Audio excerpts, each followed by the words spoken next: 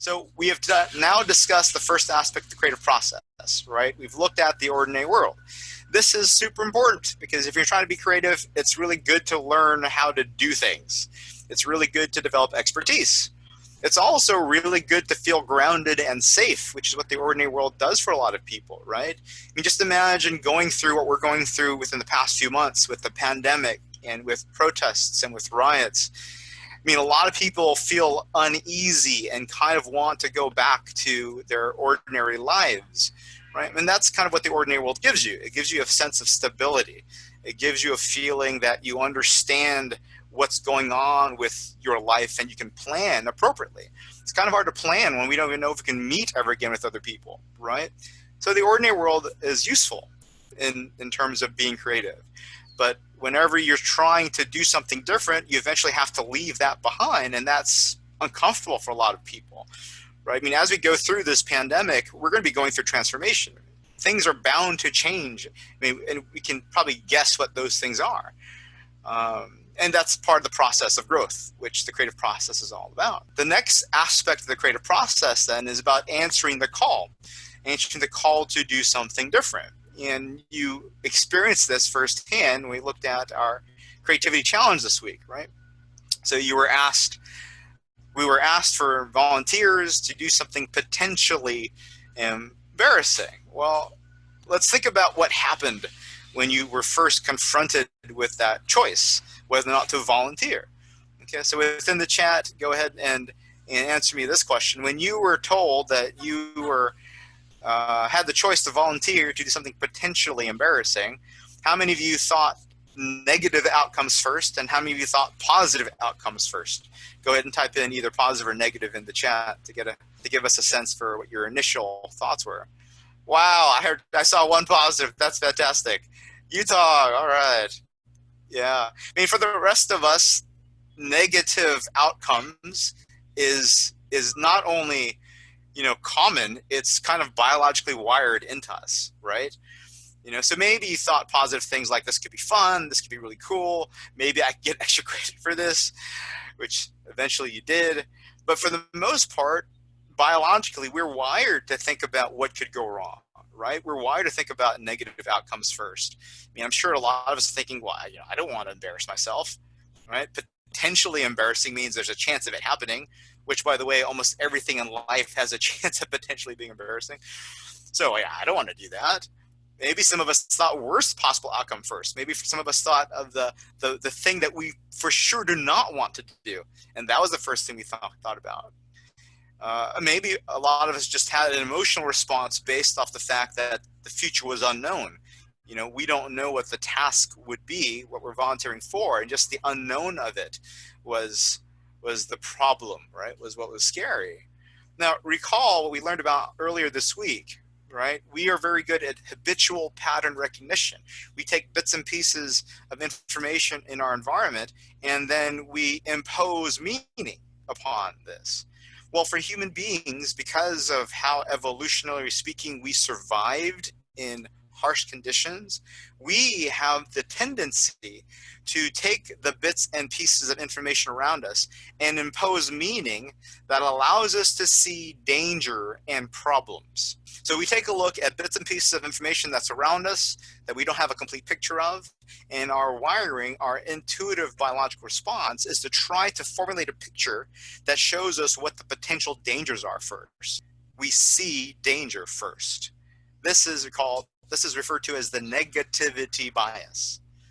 Okay, I'll give you a second to write that down. The negativity bias. And we're going to talk a lot about biases later on in our term. And if you've taken a course in critical thinking before or psychology, you've heard of different types of biases. Well, human beings apparently have a negativity bias, that when faced with unknown information, we tend to see or perceive what could go wrong.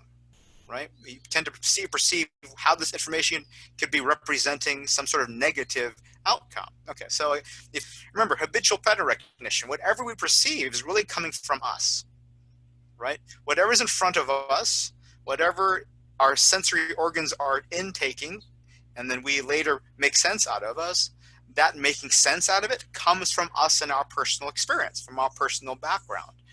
Okay, so how many of us can see something here? What's an image, or how would your mind interpret what you see here? Go ahead and type in what you think you might see.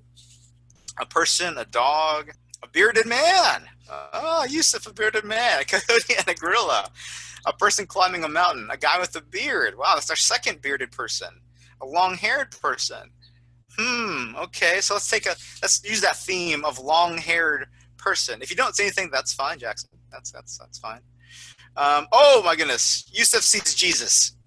Okay, how many of you see Jesus in our image here? Okay, let me try to help you in case you want to see Jesus here. So here is a nose, here is an eye and an eye, here is a beard, and maybe a chin. Okay, so the face is up here. Holy hexas here's a face up here. Okay, now if you see Jesus, what does that mean? If you are a religious person, you might mean that this is divinely inspired.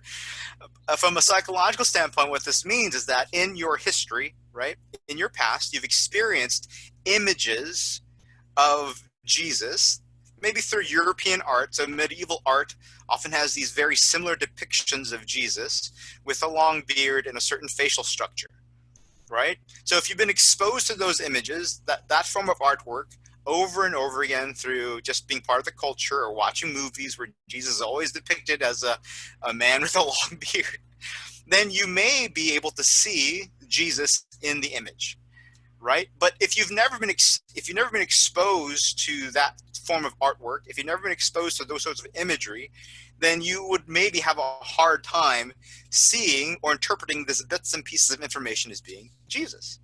But notice the idea is that what appears to you here corresponds to your personal experience, right? And your mind unconsciously imposes that on your experience of reality. It all comes from us. So when we talk about the negativity bias, we have this tendency to take in information around us and impose meaning that allows us to see possible dangers.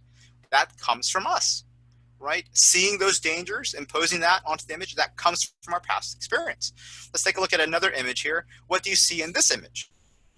Okay, I'm not sure what the rest of you see, but I definitely also see a nice furry puppy dog that you'd like to, pet. Maybe you're stressed from a hard day of working on your projects, and it's nice to have a puppy dog here to pet. That would be nice. Again, whatever it is you see, it's coming from you. It's coming from your past experience. It's coming from your own psychology, and that's what's allowing you to make sense out of the sensations that you're receiving through your eyes, right? It comes from you. So biologically, you can imagine you're out in the fields or out in the grass and you see something dark, thin, long, and curved. Our biology has a tendency to say, oh, that could be dangerous. That could be a snake, right? When in fact, upon closer inspection, it could be just string or rope, right? Because biologically, we have a tendency to take in the bits and information and lean towards the danger, right? Interpretation of seeing danger. I mean, you've probably had the experience, whether as a kid or maybe even now, of you being in your room, maybe at twilight or some, later in the evening, and you see something, kind of furry in the corner of your floor, and you think, spider. You might even flinch or jump from it, right? But upon closer look, it's like some thread or lint, or maybe you're home alone at night, and then you hear some weird noises that cause you to flinch and jump. And your mind, your biology is thinking, something dangerous, even though you can rationally think about it and go, no, there's nobody here. It's just the house creaking. But that sort of startling, right, of your system is what we're talking about with the negativity bias. Okay. So, I mean, a lot of our experience of reality, if you can recall how you experience things on a day-to-day basis, we often take things that are unknown or that are maybe overtly things that could easily frighten people, and then we get stuck on that. I mean, take a look at this individual. I mean, for a lot of people, this is a frightening image, but is there any way of perceiving this individual where he's not frightening? A Halloween costume. Yeah, good. What else? I mean, he could be preparing for a role in a movie, right? He could be a tattooed artist. Ah, Jason, we're thinking the same lines. Jessica, yeah, he could be a makeup artist, right? There's lots of ways of interpreting what's in front of us, though our biology would tend to go negative first. I mean, take a look at the next image. And for a lot of people, because of our, our education in basic history of World War II, or because of our ancestry and what we have gone through, we may have a negative feeling immediately upon seeing this image, right? And it makes complete sense why our emotions might get riled up and why we might get angry and upset when seeing this image. But is there any other way of interpreting this image to be something other than negative? Pixelated windmill. Okay, Wei Chen, good. So, this symbol was co-opted by the Nazis, right? This symbol, it can be found in various Eastern traditions, so various Asian traditions. And it's often used as a symbol of various positive attributes in life. Peace, good luck, good fortune. Again, to see it as a negative sign is natural because of our past experience, but it's not necessary. There's always alternative ways of perceiving what's in front of us. I mean, think of this poor kid who's walking around, this looks like Bed Bath Beyond, I'm not too sure, with this t-shirt, right? Smiling, happy. How do you think he's interpreting what he's wearing? How do other people interpret him? Some people might look at the image and be appalled. Why is he wearing this shirt walking around the mall? Again, that interpretation they're having of him is their own. It's based upon their experience with the symbol. It's based upon how they're, imposing meaning upon what this person is doing. Take a look at this individual. Again, it's us, right? If you have a negative kind of perception of this person, it's coming from us. It's all coming from how we're interpreting it. Now, look at the difference. Here we have an individual that's holding a gun. It's in front of an old car that looks like it could be carrying a dead body when he's like in a perfect landscape to drop off the body. You have to step back and ask yourself, okay, is there other alternative ways of looking at it? Okay, so Kumba asks, what is the image? So Kumba, this is a swastika and was a major symbol for the Nazis during World War II. And hopefully you're familiar with the history of the Nazis and their persecution and genocide that they committed against the Jewish people. Okay, so again, all up to us, right? Take a look at these individuals. Do we know who this person is? So a lot of people, when they see this image, right, civil rights guy, for a lot of people, when they see this image, they automatically get afraid. They automatically feel fear. They may even biologically experience it, but not feel it in their heads, right? If somebody were to walk past this individual on the street, they may not say to themselves, I'm afraid of them. They may not even say to themselves, I'm scared, but biologically they may start to hold their purse a little tighter, right? So, the studies have been done with this. They may start to have increased blood pressure or increased secretion of a chemical called cortisol that's associated with stress. So psychologically in their heads, they may not even be thinking about being scared, but their biology already acts towards that end, right? This is Cornel West, who was he's still alive, a famous philosophy professor, formerly at Yale. I'm not sure if he's still there. And do we all know who this person is? Yeah, that's Trayvon Martin. Okay, so, in many ways, we can think about the Black Lives Matters movement. We can think of it a lot tracing back towards Trayvon Martin. So Trayvon Martin was a young kid, who was just walking around with a hoodie, and security guards saw him and killed him, right?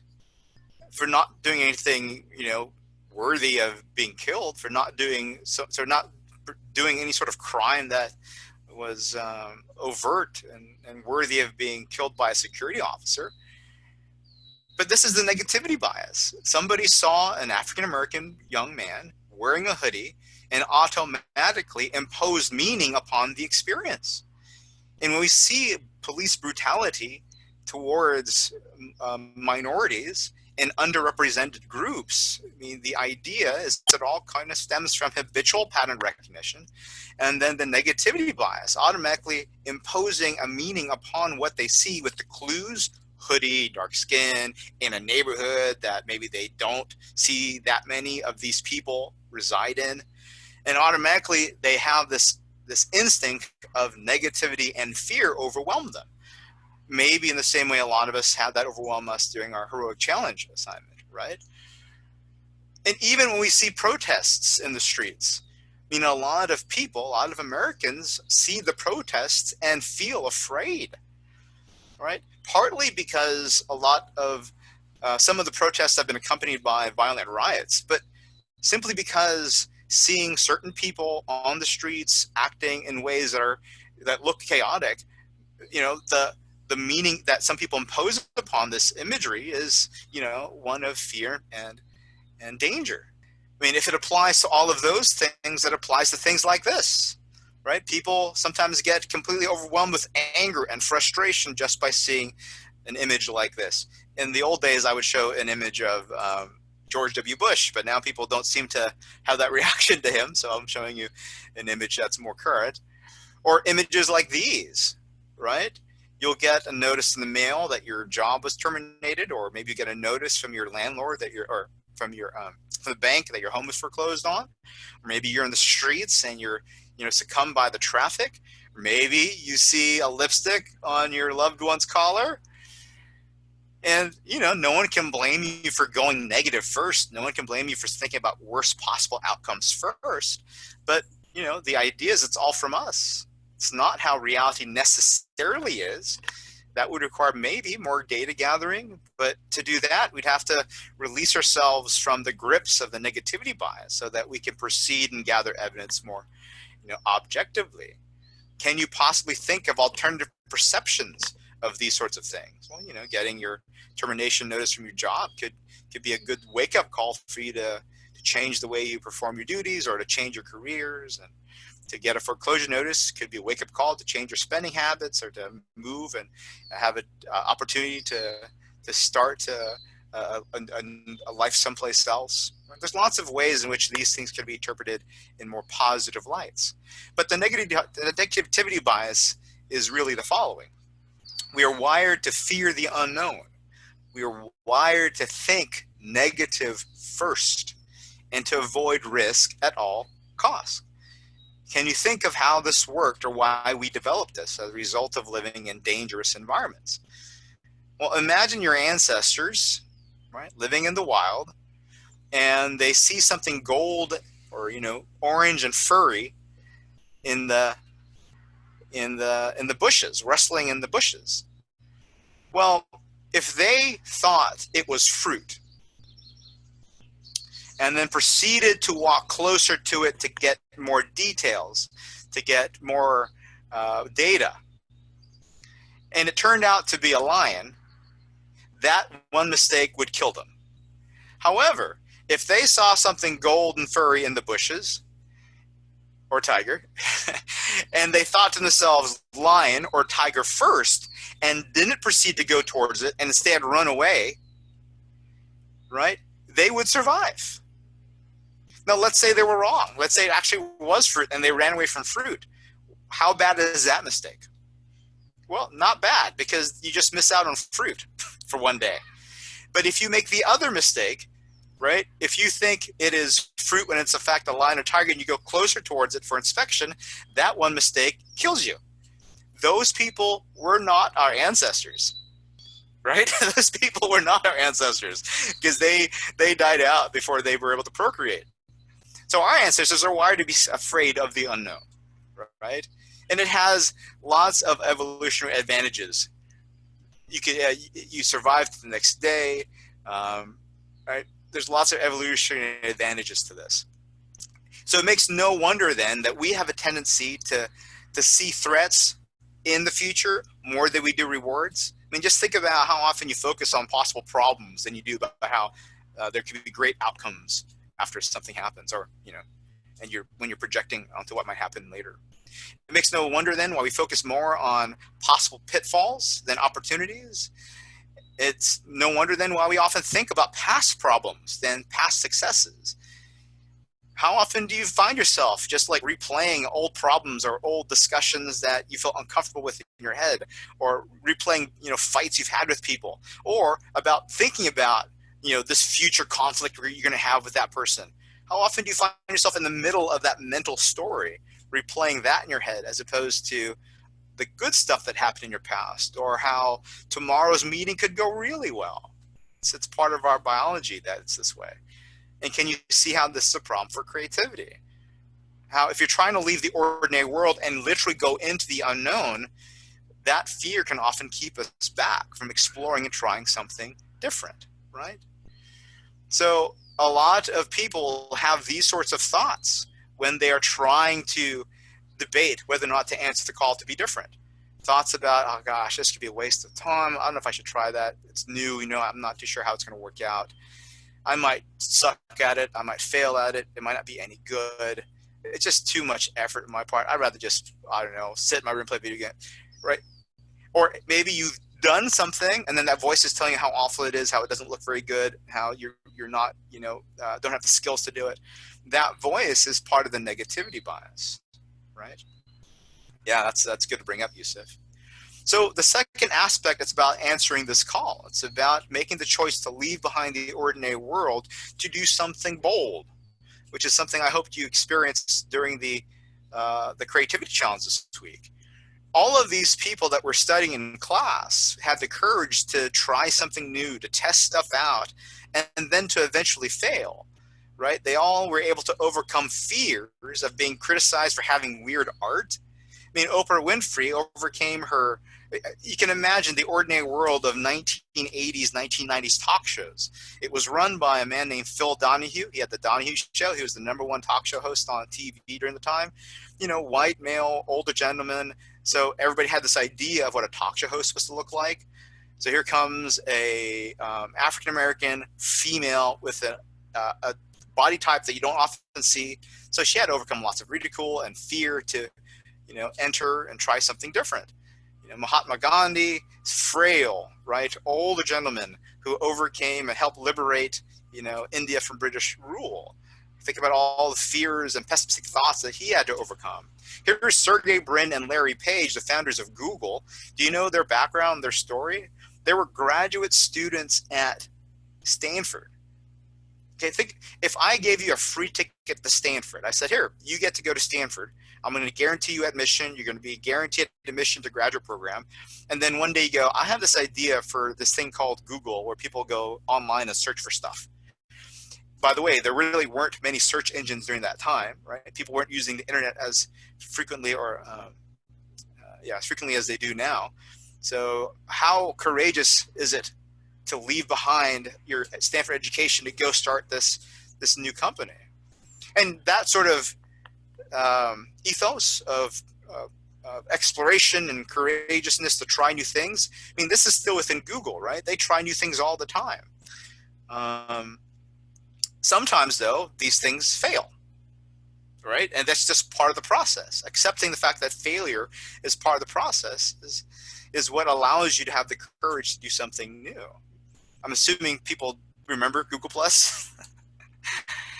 The founders of Apple, former De Anza students, Steve Wozniak and Steve Jobs. Well, what was their story? Well, they left college and started Apple computers in their garage off of one of their homes in Homestead, in Cupertino. To imagine the courage it took to halt your education and start a company within the garage of one of your parents, right? Again, this sort of ethos we see within Apple. I mean, in 1989, they created this Macintosh portable computer. It had like a lifespan or a battery span of like a few minutes, 30 minutes perhaps, but it was super heavy. I want to say in excess of 8 pounds. They failed miserably, right? They couldn't break into the market with that. But who dominates the market now? Who dominates the portable computing market now? Going through the ups and downs of failing and being courageous enough to go through that is part of this all. So can you in the chat give me an example of when you've overcome some sort of fear to leave behind your ordinary world? What are examples of when you did something that was bold, where you had to overcome pessimistic thoughts that you were wrestling with? And think about how you overcame those things. Think about how you overcame those fears. Some of us just had to do it, right? We were just forced into it. We were like kicked out of our house, or we were, it's like it was what we had to do. We had no other choice. For the rest of us, what sorts of things did we do for ourselves to make it? What sorts of things did we do to develop courage? So one thing that we can do is practice mindful risk assessments, which means taking time to step back, using that prefrontal cortex, prefrontal lobe, to step back from your fears and ask yourself, okay, I know my negativity bias is part of what it means to be human. So what is actually in front of me? What could actually be the pitfalls of what I'm about to do, and list those out? Companies do this, right? Companies will do risk assessments of new projects and ask themselves, okay, factually, what could be the downside of us doing this project? What could we lose if we fail at making this new product? And then they'll compare it to the possible rewards of it, right? But factually, objectively, mindfully doing that, at the very least, gets you away from that emotional response so it doesn't overcome you. So that's a practice, right? Of trying to see what's actually in front of us: a lion, a tiger, fruit, or a kitty cat. Second thing you could do is practice desensitization. So if you've ever studied phobias in your psych classes, phobias, being irrationally overcome by fears, are often treated through desensitization, where you are slowly exposed to the thing that gives you or triggers that fear.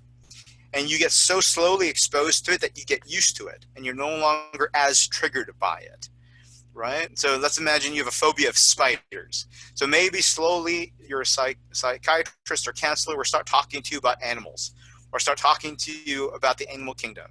And if that doesn't freak you out too much, they might move up and start to watch, Disney movies with animals and different sorts of insects in them. And at the point where it no longer freaks you out too much, then you move on to maybe looking at magazines from Nature or National Geographic, where they maybe have things like spiders in them.